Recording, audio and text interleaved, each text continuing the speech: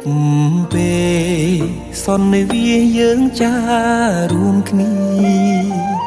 បងនឹងពុំងីបានស្គាល់គ្នាជានិស័យរងចាំសែនយូរគូព្រេងនៅក្នុងក្តីស្រមៃបេះដូងគួចស្នេហ៍ចរណៃគឺជានិស័យបពេបានចាភត្រាស្រទន់មានមុនសនដំអោកែវឆោមយំឲ្យរៀមចាំចិត្តចេតនាសំរងភោផុងលោមពោល្អដូចអប្សរាប្របីស្មាកូនទេវតាឲ្យបងស្នេហាដកចិត្តមិនរួច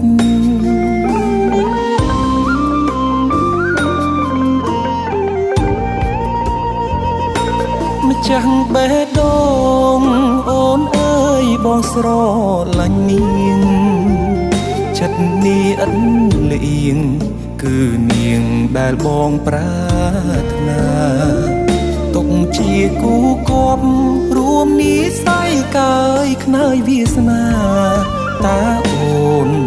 មេត្តាសណ្ដោកង្រណាព្រមលៀងនេះទេអារម្មណ៍ស្និទ្ធស្នាលខ្លាចជាស្នេហាប្រច័ណ្ឌជីវ៉ាពេលអូននៅគិតក្បែរគេបេះដូងដឹងច្បាស់ស្រឡាញ់ពិតស្មឹងតែមាសមេធ្វើគូក្រងបងបានទេសន្យាមិនរេស្មោះលុងខ្សែអើយ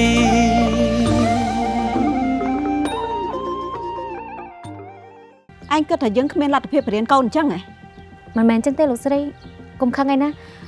ខ្ញុំគ្រាន់តែគិតលេងៗទេបើវត្តមានរបស់លោកស្រីបុប្ផាធ្វើឲ្យខូចអារម្មណ៍របស់លោកស្រីម្ចាស់ដល់ថ្នាក់នេះគួរតែកំចាត់ទៅកំចាត់ណាត្រូវហើយធ្វើស្រែតន់ក្តៅដីណាទេម្ចាស់អត់ទេកុំអីចាំលេខកតុយជាងនឹងទៀតចាំចាត់ការក៏មិនហួសពេលដែរតែខ្ញុំខ្លាចក្រែងតែឯងជឿយើងទៅយើងមិនជឿថាអ្នកបងអាចប្រហាត់កូនសិស្សក្នុងរយៈពេលខ្លីឲ្យមានស្នាដៃដូចគាត់ទេត្រូវហើយមិនក៏ខ្ញុំគិតមិនឃើញពីរឿងនេះទៅវិញល្ងាចនេះលោកជំទាវនឹងបើកការប្រជុំពីការសាកល្បងប្រឡងនៅថ្ងៃស្អែកនេះខ្ញុំនឹងចាំសាច់ចំអកពីការបរាជ័យរបស់នាងម៉ាលីកុំតន់អាគិតយើងមិនហ៊ានគិតទេខ្ញុំមិនជឿថាក្នុងរយៈពេល1ថ្ងៃនាងម៉ាលីអាចចេះទាំងអស់ទេលោកស្រីជឿខ្ញុំចឹងណា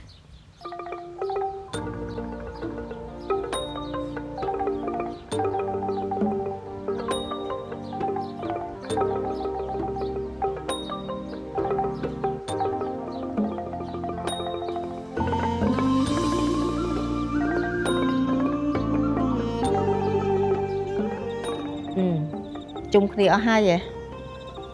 យើងក៏មិនមានពាក្យអីនិយាយច្រើនដែរ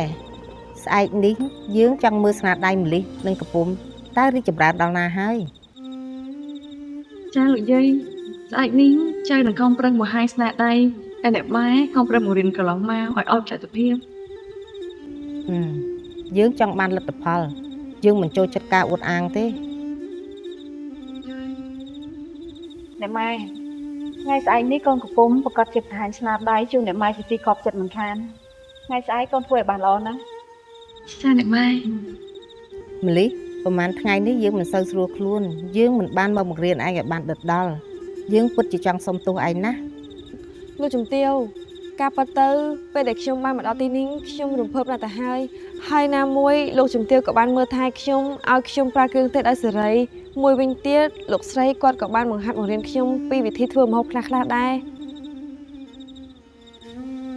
អត់ទេនាងប្រកែស្រាប់ណាស់អ្នកម៉ែខ្ញុំមិនសូវបានបរៀនទេកុំទៅសើខ្ញុំអីខ្ញុំនិយាយតែការប៉ះតែប៉ុណ្ណោះលោកស្រីបានបង្ហាត់បង្រៀនខ្ញុំពីការធ្វើម្ហូបជាពិសេសបានបង្ហាញខ្ញុំពីការប្រើប្រាស់គ្រឿងទេសបានល្អិតល្អន់ទៀតផងបានហើយយើងមិនសូវស្រួលខ្លួនយើងចង់ទៅសម្រាកមឿន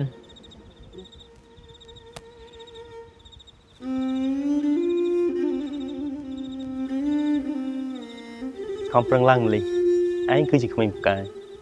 យើងដឹងថាថ្ងៃស្អែកឯងប្រកាសជាធ្វើបានអាចឲ្យអណ្ដាតរបស់អ្នកម៉ែភ្លក់រសជាតិថ្មីបាន ចាលោកម្ចាស់ខ្ញុំសូមអរគុណលោកម្ចាស់ហើយ យកហើយនៅរេរដល់ប្រាទៀតនៅបោកបាញ់ដល់ណាទៅដេកទៅ ចាលោកស្រីខ្ញុំសូមជម្រាបលាលោកម្ចាស់ខ្ញុំជម្រាបលា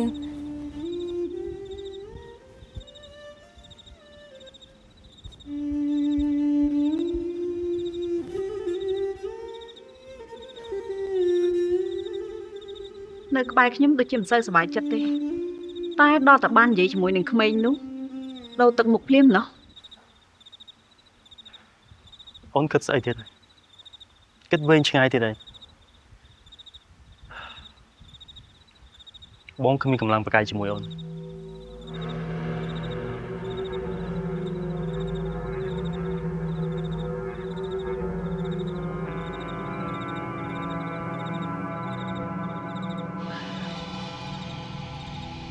អ្នកស្រីម្ចាស់មើលចាស់ណានេះលោកម្ចាស់ដូចជាផ្លែកពីមុនឆ្ងាយណាគឺមកពីក្មេងនោះទាំងអស់ អ្នកម៉ែខ្ញុំថារឿងនេះអ្នកម៉ែនៅស្គៀមទៀតបានទេណា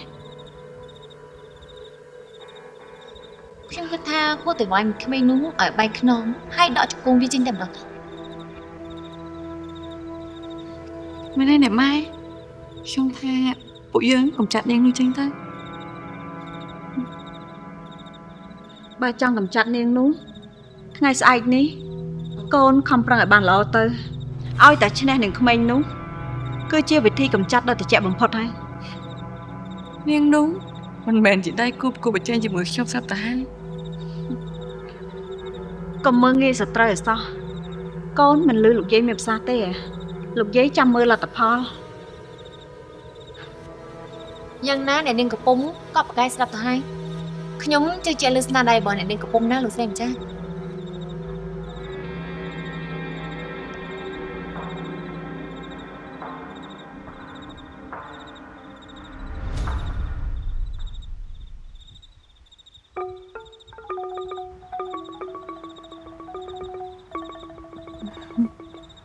អ្នកម៉ែបបរនេះឈ្ងុយល្អណាស់នេះជាស្នាដៃរបស់កូនណាអ្នកម៉ែ រូបរាងគួរឲ្យកយគុណ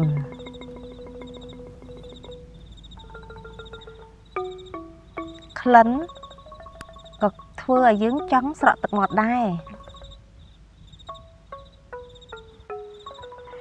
ពិតមែនហើយអ្នកម៉ែតែប្រហិតនេះដូចជា សាមញ្ញ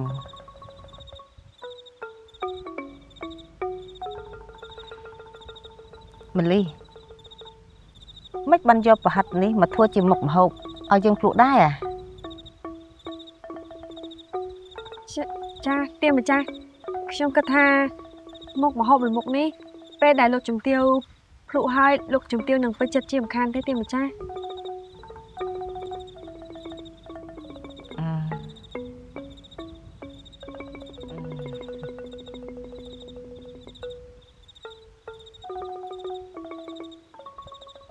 ចា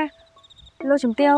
នាងខ្ញុំពិតជាចង់ឲ្យលោកជំទាវភ្លក់វាពិតមែនអ្វីត្បិតតែលោកជំទាវគិតថាមុខម្ហូបមួយមុខនេះវាមិនស័ក្តិសមរាប់ឈ្មោះជាមុខម្ហូបប៉ុន្តែខ្ញុំបានគិតវារួចហើយមុនដែលនាងខ្ញុំតាំងចិត្តធ្វើវាណាទេម្ចាស់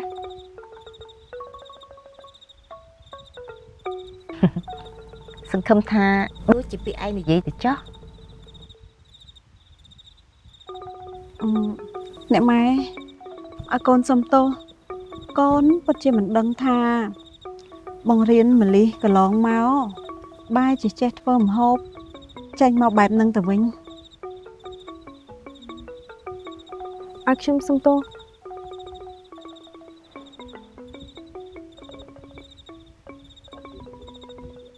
កូនថាប្រហែលជាម្លេះជឿជាក់លើម្ហូបនេះហើយបានជានាងសម្រាប់ចិត្តធ្វើណាអ្នកម៉ែ អ្នកម៉ែខ្ញុំធ្លាប់បានភ្លក់ប្រហិតនេះម្ដងហើយរសជាតិគឺពិតជាពិសេសអ្នកម៉ែមើលទៅសាមញ្ញដូចជាប្រហិតធម្មតាតើតែយើងបានភ្លក់ទើបដឹងតែឆ្ងាញ់ ល្អអញ្ចឹងយើងភ្លក់ហើយណា អ្នកម៉ែគួរតែភ្លក់បបរមុនសិនទៅ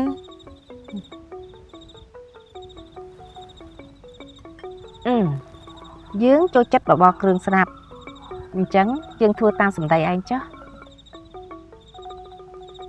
តែមិនក៏មិនឃើញសម្ដែងបណ្ដោះ អូមែនទេកូនមិនបានជាគ្មានសេរីបណ្ដោះ ជំរាបលោកយាយអ្នកម៉ែរឿងនេះកូននឹងជំរាបប្រាប់លោកយាយនិងអ្នកម៉ែតាមក្រោយណា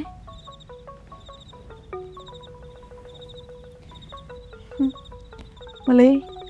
ខ្ញុំថាប្រហែលហើយនឹងបាយតម្រាំរបស់អញពិតជាទំនងណា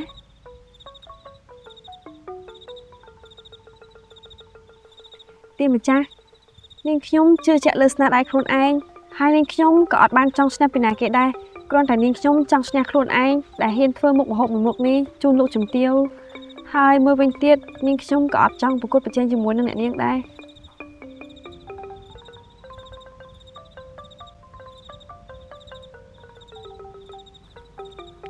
ក្រពុំចៅអាចបកស្រាយប្រាប់យាយបានទេថាហេតុអីបានជាចៅធ្វើបបរនៅក្នុងថ្ងៃនេះ បបរមួយចាននេះឈ្មោះពិតគឺបបរត្រង់គ្រឿងណាលោកយាយ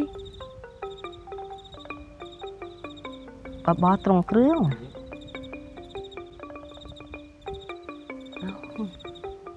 បបរត្រង់គ្រឿងឈ្មោះពីរោះស័ក្តិសមនឹងរូបរាងពណ៌សម្បុរណាស់អ្នកម៉ែ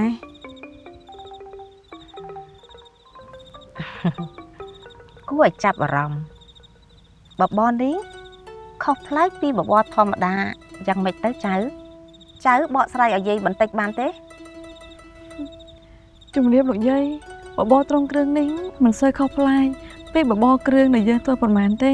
គ្រាន់តែបបរត្រង់គ្រឿងមួយមុខនេះមានការផ្សំគ្រឿងនិងសាច់ច្រើនមុខខុសពីបបរធម្មតាធ្វើឲ្យយើងទទួលទានហើយមានរសជាតិឆ្ងាញ់ពិសេសហើយក៏មិនមានការបន្ថែមសណ្តែកបណ្ដោះសម្រាប់ធ្វើជាលបាវឲ្យពេលពិសាផងដែរលោកយាយ ល្អណាស់កូនតទៀតមើល ជំរាបអ្នកម៉ែអ្វីដែលកាន់តែមិនអាចបំភ្លេចបានបបរត្រង់គ្រឿងគឺជាមុខម្ហូបដែលមានប្រជាប្រិយភាពប្រចាំសង្គមរបស់យើងជាពិសេសនៅក្នុងកម្មវិធីបុណ្យផ្សេងហើយមូលហេតុដែលកូនជ្រើសរើសធ្វើបបរត្រង់គ្រឿងនេះគឺព្រោះតែវាជាមុខម្ហូបដែលមានលក្ខណៈងាយស្រួលវាឆ្ងាញ់ហើយចម្អិនបានលឿនផងដែរអ្នកម៉ែ កូនពិតជាមានការស្វែងយល់បានល្អណាស់ អរគុណលោកពុក ថ្ងៃនេះកូនសំណាងណាស់ដែលបានលោកពុកសរសើរ ចាអ្នកម៉ែ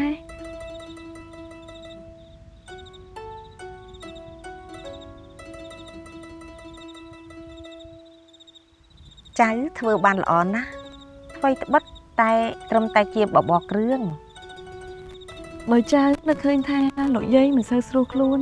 ទើបចៅនឹកឃើញធ្វើបបរត្រង់គ្រឿងនេះឡើងណាលោកយាយ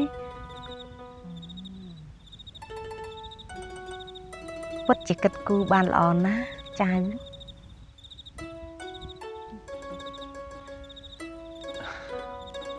អ្នកម៉ែអញ្ចឹងដល់វេនដែលអ្នកម៉ែត្រូវភ្លក់ប្រហិតចៀននិងបាយតម្រាំរបស់ម្លិះម្ដងណា ចាសូមលោកជំទាវអញ្ជើញភាសាប្រហិតនេះជាមួយនឹងបាយតម្រាំទើបវាមានរសជាតិឈ្ងុយឆ្ងាញ់ហើយចូលចិត្តគ្នាណាស់ទេម្ចាស់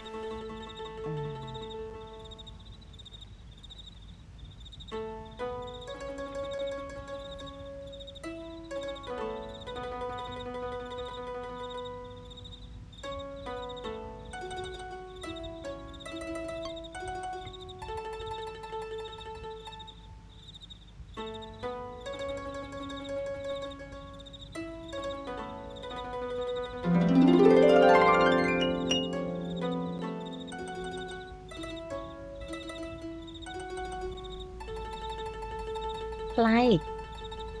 បាយត្រជាក់ប្រហិតចៀនម្លី ចាលោកជំទាវ អាចប្រាប់បានទេថាហេតុអីបានជាធ្វើម្ហូបនេះឯងបកស្រាយទៅមើល ចាលោកជំទាវនាងខ្ញុំធ្វើម្ហូបមួយមុខនេះ គឺតាមការកត់ត្រារបស់អ្នកប្រុសនរិនហើយបាយនេះគឺមានឈ្មោះថាបាយដំរាំគឺយើងយកទឹកមកត្រាំវាឲ្យត្រជាក់ណាលោកជំទាវហើយចំណែកឯប្រហិតនេះគឺនាងខ្ញុំយកត្រីឆ្អើរមកលាយជាមួយនឹងពងទាណាទេម្ចាស់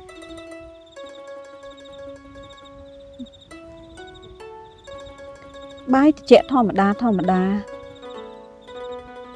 ឯប្រហិតវិញប្រហិតក៏ចេះតែផ្សំគ្រឿងគ្មានមូលដ្ឋានគ្មានក្បួនខ្នាត អូនឲ្យម៉ាលីគេបកស្រាយឲ្យចប់សេចក្តីសិនចាំអូនមកនិយាយកាត់ ស្ងាត់សិនទៅម្លីឯងបកស្រាយបន្តទៀតទៅ ចាលោកជំទាវជាធម្មតាខ្មែរយើងចូលចិត្តពិសាបាយស្រូបទឹកទៅធ្វើឲ្យនាងខ្ញុំនឹកឃើញយកបាយនេះយកមកត្រាំទឹកហើយធ្វើជូនលោកជំទាវនៅទីម្ចាស់បាយដំរាំគឺជាប្រភេទបាយត្រជាក់ហើយតាមការកត់ត្រាបានបង្ហាញថាទំនៀមចនដើមគឺគេប្រារព្ធពិធីស្ងោរបាយដំរាំត្រជាក់ហើយគឺនៅថ្ងៃទី15កើតខែចែកនៅទីម្ចាស់ហើយបាយដំរាំនេះគឺគេពេញនិយមពិសានៅខែក្តៅតែម្ដងនៅទីម្ចាស់ ពិសេសណាស់បន្តនិយាយទៀតទៅ ដោយនាងខ្ញុំយកឃើញថាបាយដំរាំមួយប្រភេទនេះគឺលែងសូវពេញនិយមទើបនាងខ្ញុំលើកយកវាមកធ្វើឡើងវិញដើម្បីជូនលោកជំទាវនៅទីម្ចាស់ហើយបាយនេះគឺស័ក្តិសមជាមួយនឹងម្ហូបព្រាមបំផុតដូចជាប្រហុកដុតត្រីអាំងត្រីផាត់ហើយនិងត្រីឆ្អើរបុកជាមួយនឹងកសាំងជាដើមដោយយល់ថាបាយនេះមានចំណុចពិសេសរបស់វាទើបនាងខ្ញុំសម្រេចចាត់ថាធ្វើប្រហិតដែលគ្រប់គ្នាយល់ថាវាជាម្ហូបដែលសាមញ្ញបំផុតដែលពិសាជាមួយនឹងបាយ ចំណុចនេះខ្ញុំក៏គិតថាត្រីឆ្អើរមិនត្រឹមតែអាចយកទៅធ្វើជាសម្លសម្លប្រហើរឬក៏បុកកសាំងតែមួយមុខទេតែអាចយកមកធ្វើជាប្រហិតដែលស័ក្តិសមបរិភោគជាមួយនឹងបាយដំរាំឬក៏បបរនៅទីម្ចាស់ យើងមិននឹកស្មានថាមុខម្ហូបដែលយើងវាយតម្លៃតែសម្បកក្រៅវាបែរជាមានអត្ថន័យនិងខ្លឹមសារល្អបែបនេះសោះយើងពិតជាទទួលយកឯងមកនៅជាមួយយើងមិនខកបំណងទេ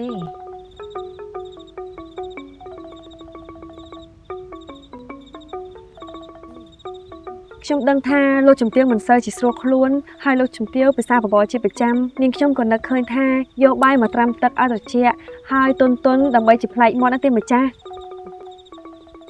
មើលទៅគេពិតជាគិតដល់អ្នកម៉ែណា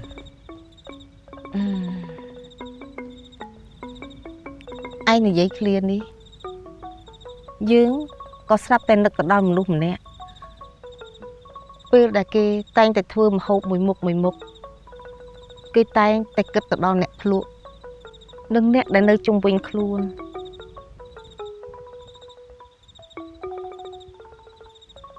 ឯងពូកែណាស់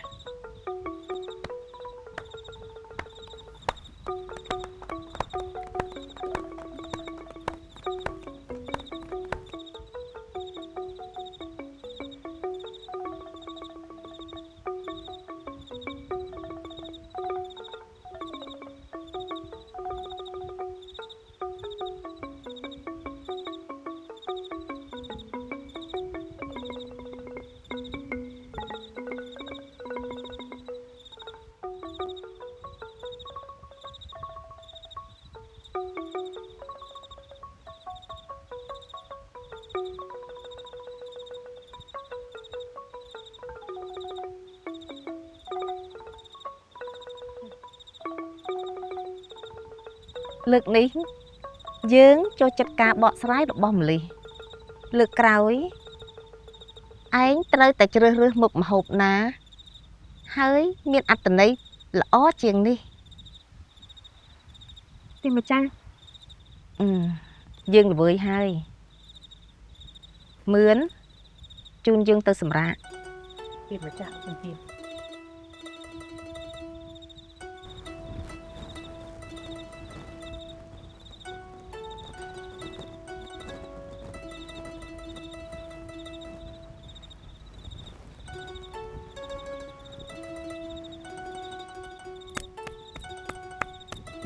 នាងពូកែណាណោះ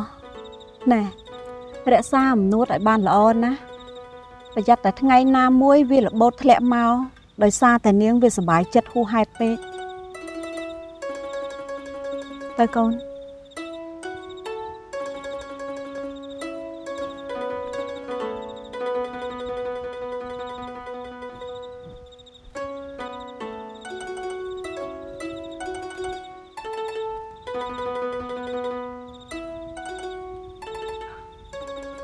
ក្មួយឃើញទេដូចអ្វីដែលយើងធ្លាប់និយាយអញ្ចឹងបរាជ័យគឺមិននៅជាមួយនឹងមនុស្សដែលឧស្សាហ៍ព្យាយាមទេអញ្ចឹងក្មួយត្រូវខំប្រឹងបន្តទៀត ចាអរគុណលោកម្ចាស់អញ្ចឹងនាងខ្ញុំសូមលាលោកម្ចាស់ត្រឡប់ទៅផ្ទះវិញហើយទេម្ចាស់ អូឥឡូវក៏យប់ហើយដែរចាំយើងឲ្យអ្នកបម្រើជូនទៅ ទេម្ចាស់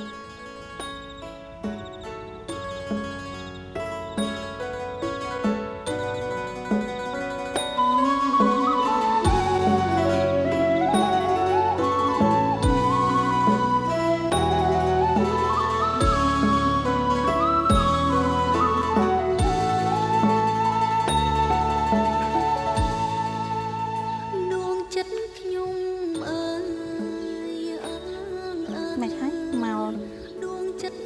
មុខកំែកំមើស្លក់ស្លឹកស្លក់ស្លន់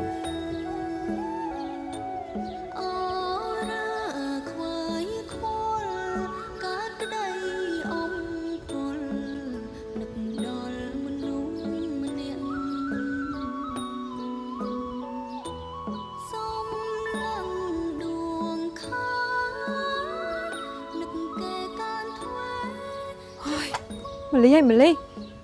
មិនបានឯងចេះតែជួបរឿងអស់នឹងអញ្ចឹងឈ្នះគេខំចាញ់គេមើងងាយហើយនេះជីវិតឯងកើតមកដើម្បីតែខុសទេមែនអត់ធ្វើនេះក៏ខុសធ្វើនោះក៏ខុស មិនដឹងស្អីទេមកលោតតែឯង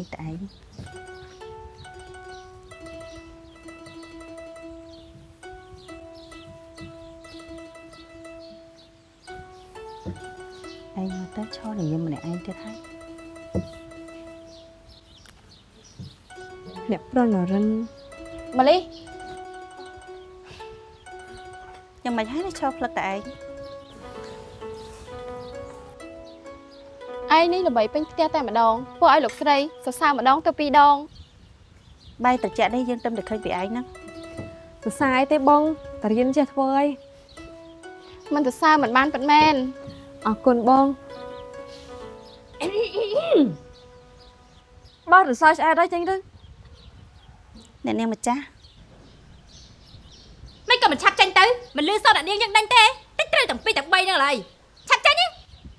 ពួកនាងនេះ មិនហ៊ានទេអ្នកនាង អញតាណាទៀនម្ចាស់ខ្ញុំស្មានថាអ្នកនាងត្រូវការធ្វើម្ហូបតែម្នាក់ឯងអញ្ចឹងខ្ញុំក៏ចេញដែរទៅកុំយកដៃដ៏ស្អាតរបស់អ្នកនាងមកទះលើមុខដែលអ្នកនាងគិតថាក៏ក្រិចនេះអសោះនាងកំប៉ុងនេះអ្នកនាងកើតអីហ្នឹងឬមួយក៏អ្នកនាងចំណែនខ្ញុំដែលលោកជំទាវសរសើរ ឯងគិតតែឯងធ្វើបានប៉ុណ្ណឹងយើងចំណែនឯង ខ្ញុំមិនបានគិតទេតែឬមួយក៏អ្នកនាងចំណែនខ្ញុំពិតមែនក ុំបានចិត្តតិចម្លេះហើយកុំភ្លេចខ្លួនសាទរនឹងជ័យជំនះនេះពេកមនុស្សដូចយើងនេះណាគ្មានថ្ងៃចាញ់អ្នកណាដាច់ខាត តែបើសិនជាខ្ញុំបានអ្នកនាងធ្វើជាដៃគូប្រកួតខ្ញុំពិតជាមានកិត្តិយសណាស់ទីម្ចាស់ ចាំយើងឲ្យឯងស្គាល់ឆ្នាំខ្លាំងម្ដង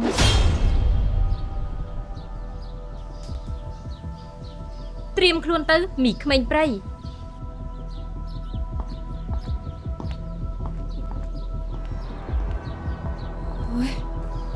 ម្ល៉េះមិនក៏ឯងទៅតមាត់ជាមួយនឹងអ្នកនាងកំពុំទៀតហីអ្នកនាងនឹងក៏អញ្ចឹង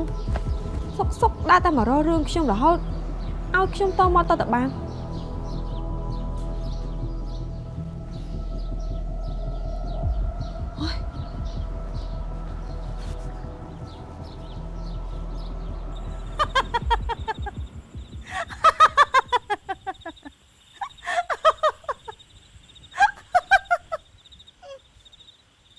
យើងអស់សំណោចដល់ហើយនេះ ម៉ែហើយនេះម៉ែសើចមួយល្ងាចហើយម៉ែសើចមិនទាន់អស់ចិត្តទៀតអី ណែឯងបដោយយើងសើចយ៉ាងម៉េចហ៎ណែស្មានហ្នឹងពួកនោះប្រហែលជាមុខដូចស្វាគ្រប់គ្នាហើយកុំដឹងសុំចិត្តយើងណាចង់ឈ្នះគេដល់តែពេលមិនឈ្នះបែរជាចង់ធ្វើបាបគេទៅវិញណែធៀបពិតណាយើងចង់ទៅដើរសើចឲ្យគេថាយើងឈួតទេ បងឆយ ខ្ញុំថាបងឈប់ផ្សាយទៅបងហើយមកជួយសូននំវិញឆាប់ហើយបងតើគិតរឿងអត់ប្រយោជន៍ទាំងអស់ហ្នឹងធ្វើអីបានអីចំណេញមកវិញ និយាយមិនចំណេញមិនហ៎ណែអាត្មាហ្នឹងប្រហែលជាពួកនោះរត់ល្បិចធ្វើបាបម្លិះក៏មិនដឹងណែឯងប្រយ័ត្នខ្លួនផងវើយ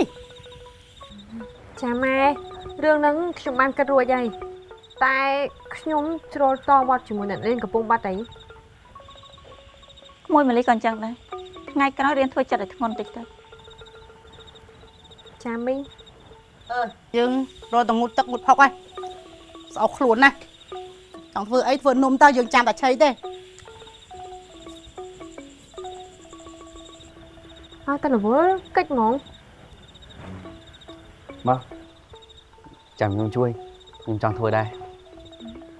ចុះអ្នកប្រុងមិនកត់ត្រាទេអី អនុវត្តផ្ទាល់បានវាល្អយើងអាចកត់ត្រាវាបានល្អល្អន់ហើយពិសេស ចាសុំទោសខ្ញុំមិនដឹងការងាររបស់អ្នកប្រុស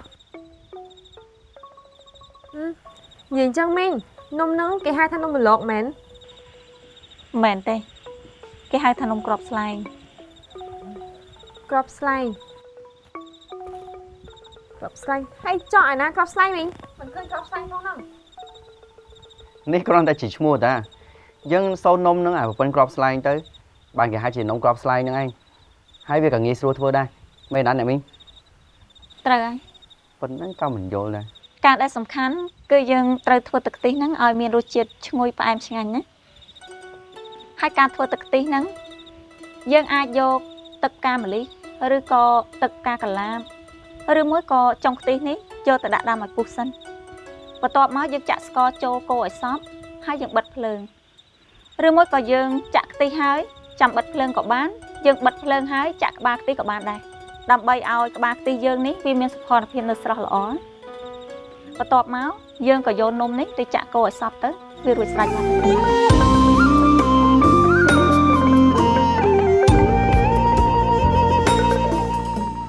អត់អីទេណាបើសិនជាឯងល្ងុយដេកក៏ត្រឡប់ទៅដេកវិញចុះណាមួយផ្ទះនេះក៏មិនត្រូវការអ្នកល្មមដេកអញ្ចឹងដែរ អត់ទេម្ចាស់ខ្ញុំអាចនឹងធ្វើបានខ្ញុំសុំទោសផងខ្ញុំលែងហ៊ានទៀតហើយ អូនឃើញកូនពួកគេពិតជាខិតខំធ្វើការងារណាលោកបងបើសិនជាម្លិះអាចប្រកួតជាប់ទៀតគេឈ្មោះគ្រួសារយើងរត់តែក្រអូបណាលោកបង ឈប់ដែរចេះគិតកិត្តិយសគ្រួសារតាំងពីកាលណាមកបើសំបីតែទៅវត្តក៏មិនដែលទៅផងហ្នឹង មកពីខ្ញុំចូលចិត្តទឹកផ្កាកាឡាបពាក្យនេះខ្ញុំដូចជាធ្លាប់និយាយតែនិយាយតាមពីពេលណា